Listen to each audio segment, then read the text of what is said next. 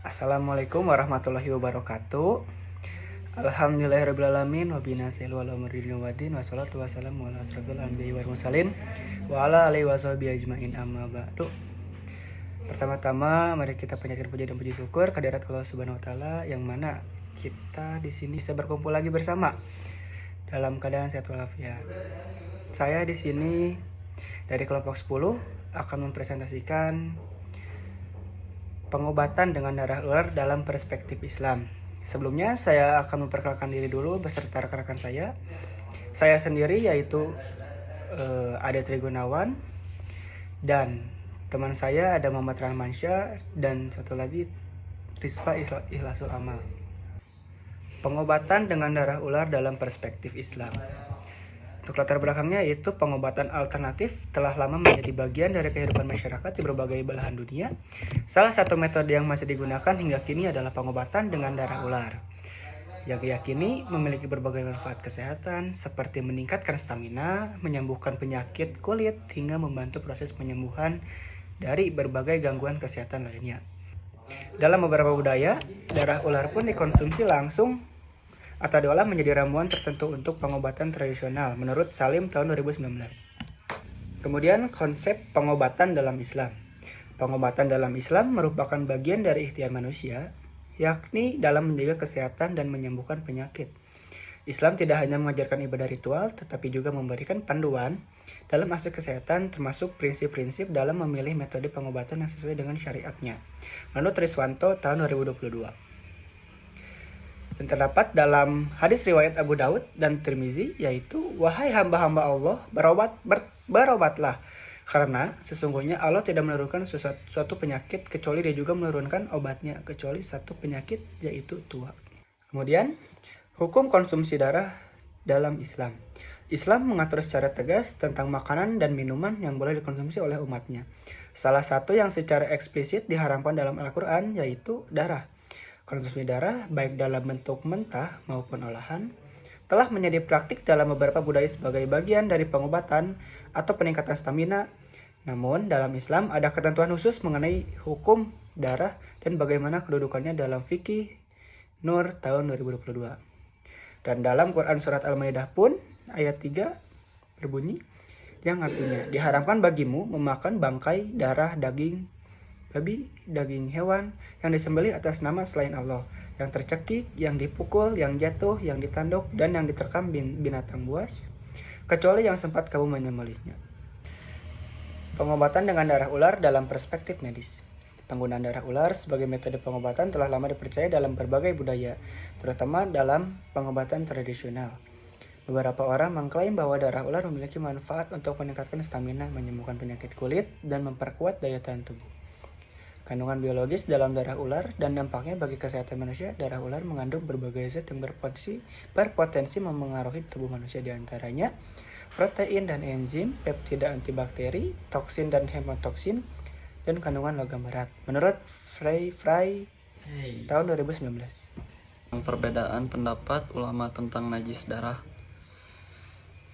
Yang pertama, madhab Hanafi berpendapat bahwa darah ular termasuk hewan yang haram dikonsumsi karena termasuk dalam kategori hewan yang menjijikan yang dilarang oleh agama Islam.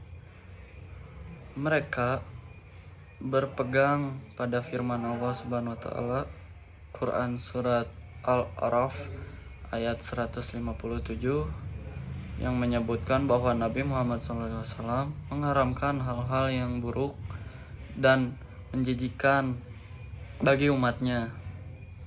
Yang kedua, madhab Maliki cenderung lebih fleksibel dalam masalah ini.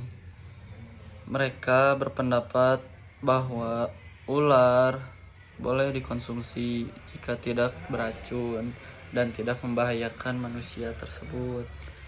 Namun, jika ular mengandung racun yang dapat membahayakan serta merusak kesehatan, maka hukumnya menjadi haram.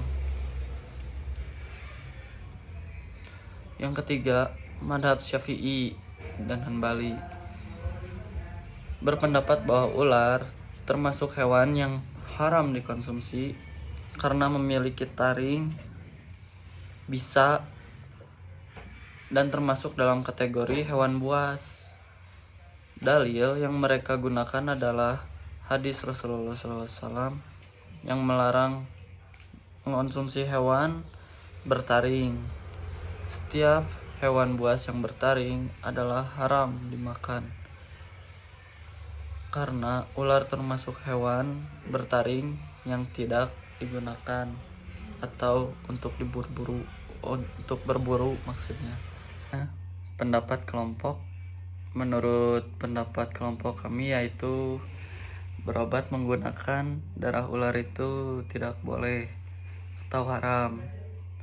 Menyangkut terkait pendapat madhab Hambali dan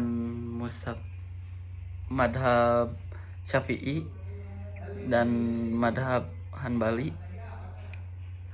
Hanafi, dikarenakan diharamkannya darah ular, memakan atau meminum bangkai darah, dan itu termasuk najis.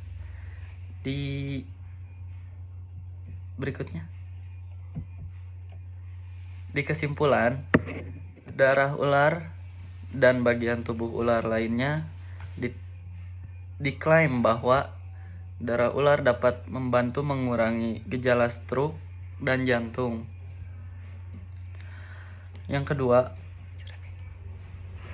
secara medis, darah ular diyakini dapat mengandung zat-zat tertentu yang bisa mengobati, memberikan manfaat kesehatan, seperti protein dan enzim yang sangat baik digunakan dalam pengobatan tertentu.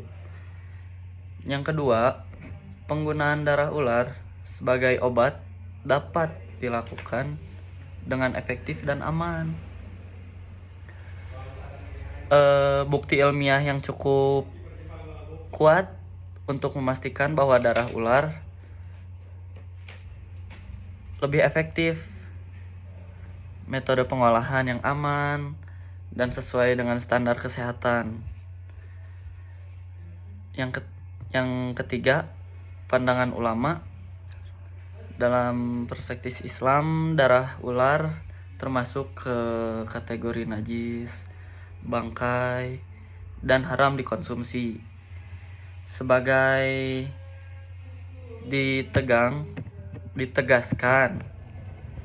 ditegaskan Quran surat Al-Maidah ayat 3.